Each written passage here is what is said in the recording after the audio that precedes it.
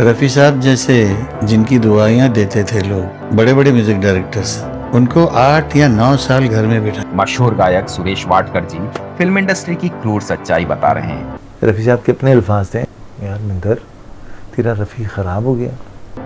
यहाँ हर फिल्म की रिलीज और कलेक्शन के साथ आपसी रिश्ते, दोस्ती और संबंध बदल जाते हैं। ये रफ़ी साहब से बेहतर कौन जानता होगा। सुरेश जी इंडस्ट्री की इसी हकीकत के बारे में बता रहे हैं।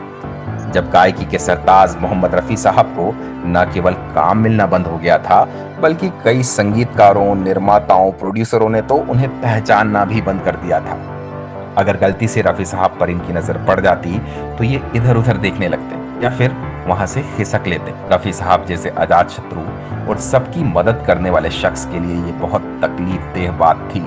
उनके जैसे सीधे साधे और सरल स्वभाव के इंसान को ये बात समझ नहीं आ रही थी कि मैं बदल गया हूँ या ये जमाना बदल गया है। ऐसा क्या हुआ कि जो लोग मेरे आगे पीछे डोलते रहते थे दिन भर, रफ़ी साहब, रफ़ी भाई कहते हुए जिनका गला नहीं सूखता था, वो अब दुआ सलाम का भी जवाब नहीं देते। आखिर रफ़ी साहब के ऐसे बुरे दिन क्यों आ गए थे और उन्होंने इन बुरे दिनों में कैसे वापसी की और फिर वही पुराना मुकाम हासिल कर लिया। ये बहुत दिल तोड़ देने वाला वाकया है और जिन लोगों को ऐसी बातें जानने में रुचि है उनके लिए बहुत दिलचस्प है।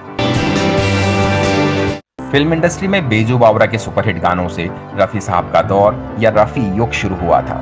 रफ़ी युग इसलिए क्योंकि उस दौर में कोई भी गायक उनके कंपटीशन में तो क्या उनके आसपास भी नहीं था। अगर मान लो कि किसी साल में 5 मेल सॉन्ग्स बने तो उनमें से 4 तो रफ़ी साहब को ही गाने थे।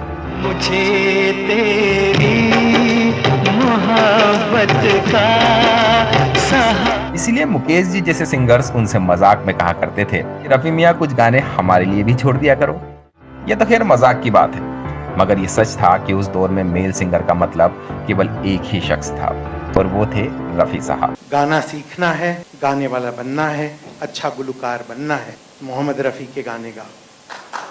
पापा ये कहते थे। 1952 से रफ़ी युग की शुरुआत हुई और ये सिलसिला 1969 तक बदस्तूर चलता रहा। उस दौर में मुकेश जी, किशोर दा और महेंद्र कपूर जैसे बड़े सिंगर्स भी गा रहे थे, मगर ज्यादातर संगीतकारों और फिल्मकारों की पहली पसंद रफ़ी साहब थे। रफ़ी साहब की ये खासियत थी कि वो कलाकार के हिसाब से अपनी आवाज को मोल्ड कर लेते थे।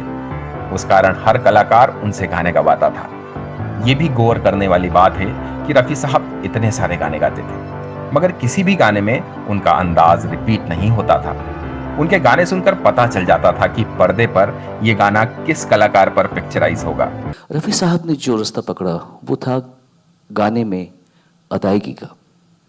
आपको पता चल जाता था, अगर आपको लैंग्वेज भी ना पता हो, उर्दू हिंदी नहीं पता हो, तो भी आपको पता होगा ये गाना सैड है, ये गाना खुशी है। यहाँ पे किसी की तारीफ हो रही होगी, पक्का कोई लड़की के बारे में कोई खास बात हो रही है, ये गाना शायद किसी बात से रो रहा है आदमी, क्या इसकी बेटी विदा हो रही है, क्या ये ऐसा हो रहा है क्या कुछ।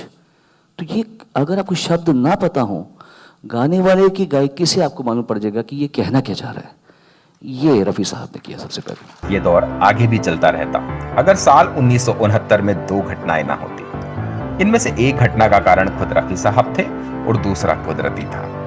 हुआ यूं कि रफ़ी साहब को 2 चीजों का बहुत शौक था, एक नमाज, दूसरा रियाज। रियाज के तो वो बहुत पाबंद थे और हर गाने के पहले भरपूर रिहर्सल करते थे, घर पर भी रियाज करते रहते थे। और नमाज से मतलब है कि अपने खुदा पर उन्हें बहुत यकीन था और वो मजहबी पाबंदियों का पालन करते थे। मुसलमानों के लिए हज करना जरूरी है तो उन्होंने हज के लिए मक्का मदीना की यात्रा की। वहां पर भी उन्हें बहुत शोहरत मिली, क्योंकि भारतीय उपमहाद्वीप में ऐसा कोई भी इंसान नहीं था जो रफ़ी साहब को ना जानता हो। इसलिए वहां भी उनके आने और उनके गाने की खूब चर्चाएं हुई। मगर कुछ लोगों का मानना है कि इस्लाम में संगीत हराम है। रफ़ी साहब भी ऐसे ही एक मौलवी की बात मान बैठे कि मियाँ अब तुम हाजी हो गए हो, इसलिए तुम्हें गाना बंद कर देना चाहिए और इस्लाम के मुताबिक जिंदगी जीना चाहिए। रफ़ी साहब ने उनकी बात मानकर गाना बंद कर दिया। जब वो मुंबई आए और लगातार संगीतकारों के ऑफर ठुकराने लगे तो जाहिर है कि दूसरे सिंगर्स को ज्यादा काम मिलने लगा। इसी दौरान एक और घटना हुई। शक्ति सामंत उन दिनों आराधना बना रहे थे, जिसमें राजेश खन्ना नए हीरो थे और इसका संगीत दे रहे थे सचिन देव बर्मन। पंचम दा अपने पिता की संगीत बनाने में मदद किया करते थे, मगर आखिरी फैसला बर्मन दादा का ही होता था कि अचानक बर्मन दादा गंभीर रूप से बीमार पड़ गए। और उन्हें लंबे वक्त तक हॉस्पिटलाइज रहना पड़ा। ऐसे में आराधना का पूरा संगीत पंचमदा को ही बनाना पड़ा। वो म्यूजिक में नए नए एक्सपेरिमेंट करने वाले संगीतकार थे, तो उन्होंने आराधना में एक नया आइडिया लगाया और इसके गाने रफी साहब की बजाय किशोर दा से गवाए। आराधना बहुत बड़ी हिट साबित हुई और किशोर दा के गाने सबको खूब पसंद आए। मेरे सपनों की रानी कब आएगी तू। फिर तो पंचम दा और किशोर दा के साथ राजेश खन्ना की जोड़ी जम गई। ये तिकड़ी बैक टू बैक हिट देने लगी और तमाम निर्माता निर्देशक इन्हीं तीनों के घर पर मंडराने लगे। किशोर दा का जादू चलने लगा और बाकी सब सिंगर्स उनके सामने फीके पड़ गए, जिसमें रफी साहब भी शामिल थे। जब 1-2 साल से ये सब बातें हो रही थी और रफी साहब पिक्चर से गायब दिखे, तो फिल्म इंडस्ट्री में उनके गॉडफादर की हैसियत रखने वाले नौशाद साहब को बड़ी चिंता हुई। रफी साहब की फैमिली भी चाहती थी कि वो बैकग्राउंड सिंगिंग बंद ना करें, लेकिन ये बात रफी साहब से कहे कौन। इसी में कई महीने बीत गए। फिर एक दिन नौशाद साहब उनसे मिलने आए और बोले कि रफी मियाँ, ये आप क्या कर रहे हो? आपको किस मौलवी ने बहका दिया? मियाँ, मजहब में इंसानियत की खिदमत और लोगों को खुश करने से बड़ा सवाब कुछ भी नहीं है। आप जो ये गाने गाते हो, इससे लोगों को खुशी मिलती है और ये भी तो एक तरह की इबादत है जो आप कर रहे हो। तो मेरी बात सुनिए और फिर से गाना गाइए, इन मौलवियों के चक्कर में मत आइए। रफी साहब उन्हें गुरु मानते थे और उन्हें लग भी रहा था कि ना गाने का फैसला सही नहीं है, तो वो फिर से बैकग्राउंड सिंगिंग के लिए मान गए। मगर इतने वक्त में नए नए बदलाव आ चुके थे। नौशाद साहब और ओपी नैयर जी की मेलोडी की जगह पंचमदा स्टाइल के गाने चल रहे थे। हालांकि रफी साहब के लिए किसी किस्म के गाने गाना मुश्किल नहीं था। वो शास्त्रीय बंदिशों से लेकर डिस्को सॉन्ग उसी सहजता से गा लेते थे। मगर कई संगीतकारों और फिल्मकारों को लग रहा था कि रफी युग बीत गया, किशोर युग शुरू हो गया है, तो सब रफी साहब को इग्नोर करने लगे। ये स्थिति बहुत दिनों तक रही, जिसका जिक्र सुरेश वाडकर साहब कर रहे थे। रफ़ी साहब जैसे जिनकी दुआएं देते थे लोग, बड़े बड़े म्यूजिक डायरेक्टर्स, उनको 8 या 9 साल घर में बिठा।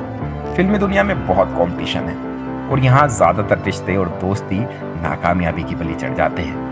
रफी साहब का वक्त ढलता देखा तो निर्माता निर्देशकों और कलाकारों को किशोर दा की ओर शिफ्ट होना पड़ा। रफी साहब के लिए वक्त कितना तकलीफदेह था, इसका खुलासा मशहूर सिंगर महेंद्र कपूर जी के बेटे रोहन कपूर ने किया। महेंद्र जी रफी साहब को गुरु और ईश्वर मानते थे और रफी साहब उन पर बेटे जैसा प्यार लुटाते थे। एक दिन वो बिल्कुल तन्हा फील कर रहे थे, तो उन्होंने फोन करके महेंद्र जी को बुलाया और कहा कि यार महेंद्र, मैं बहुत उदास हूँ, तू मिलने आ जा। ये सुनते ही महेंद्र जी उनके बंगले पर पहुंच गए और यहाँ बातचीत में वो कहने लगे कि महेंद्र, कमाल हो गया यार, वो प्रोड्यूसर जो मेरे पैरों को हाथ लगाते थे, प्रणाम करते रहते थे, अब मुझे आता हुआ देखकर फटाफट आगे निकल जाते हैं। ये लोग तो मुझे पहचान भी नहीं रहे हैं। महेंद्र कपूर जी भी ये बात जानते थे और ये भी समझ रहे थे कि ये वक्त बीत जाएगा। वो सोच रहे थे, तभी रफी साहब ने उनसे पूछ लिया कि तू बता, क्या मैं बुरा सिंगर बन गया हूँ? ये सुनते ही महेंद्र जी ने उनके पांव पकड़ लिए और बोले कि साहब, आप कैसी बातें कर रहे हैं? ये जो हो रहा है, इससे आपका या आपकी गायकी का कोई लेना देना नहीं है। हमारी इंडस्ट्री में सब मतलब के यार हैं। आप देखना, जब इन लोगों को आपकी जरूरत होगी तो खुद ही यहाँ लाइनें लगाकर खड़े हो जाएंगे। आप अपना दिल छोटा मत करो, ये वक्त जल्दी बीत जाएगा। रोहन कपूर ने यह बात 2017 में दास्ताने रफी डॉक्यूमेंट्री में बताई थी। खैर, उन दिनों में भी लक्ष्मीकांत प्यारेलाल जी ऐसे संगीतकार थे जिन्होंने रफी साहब का साथ नहीं छोड़ा। उन्हें रफी साहब के एहसान और प्यार का एहसास था, इसलिए वो उनसे प्लेबैक सिंगिंग कराते रहे। इस जोड़ी ने 1969 से 1980 तक रफी साहब से 264 गाने गवाए और रफी साहब ने सबसे ज्यादा गीत इन्हीं के साथ गाए। धीरे धीरे रफी साहब का करियर पटरी पर आ गया और साल 1973 में रफी साहब ने पुरानी हैसियत वापस हासिल कर ली। ये हुआ फिल्म लोफर से, जिसमें रफी साहब का नया अंदाज दिखा और उनके रोमांटिक गाने पर युवा पीढ़ी फिर से फिदा हो गई। आज मौसम बड़ा बेईमान है। लोफर का गीत संगीत हिट होते ही एक्टर्स के साथ निर्माता निर्देशकों को भी समझ में आ गया कि रफी साहब का जमाना कभी पुराना नहीं हो सकता। वो सदाबहार थे, हैं और रहेंगे। इसके बाद जब तक रफी साहब गाते रहे, उन्हें कभी काम की कमी नहीं पड़ी। दोस्तों, आपका रफी साहब के करियर और उनकी गायकी की खासियत के बारे में क्या मानना है? फौरन कमेंट करके बताइए। ये वीडियो देखने के लिए आपका बहुत बहुत धन्यवाद दोस्तों।